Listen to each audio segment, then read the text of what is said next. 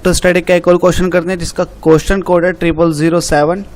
इस क्वेश्चन में आपसे क्या कह रहा है, in parallel plate capacitor with plate area A and charge Q the force on one plate because of the charge on the other is equal to.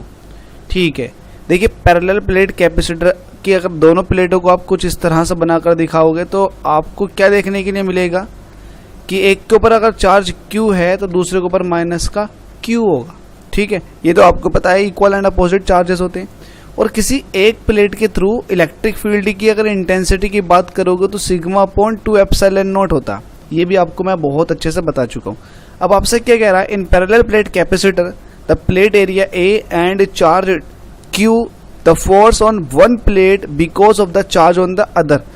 ठीक है, तो एक प्लेट पर फोर्स क्या लगेगी, दूसरी प्लेट पर चार्ज की वजह से।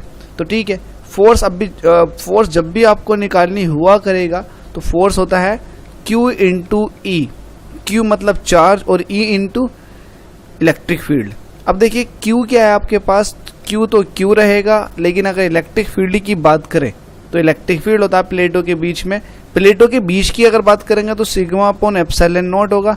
बट यहाँ पर हमें एक प्लेट का यूज करना, क्योंकि एक प्लेट की वजह से दूसरी प्लेट पर कितना फोर्स लगेगा ये देखना। तो एक प्लेट का इलेक्ट्रिक फील्ड कैलकुलेट कर लेते हैं, वो होता E is equal to sigma upon 2 epsilon not. ठीक है, 2 लग जाता है नीचे, ये सिंगल प्लेट के लिए आता।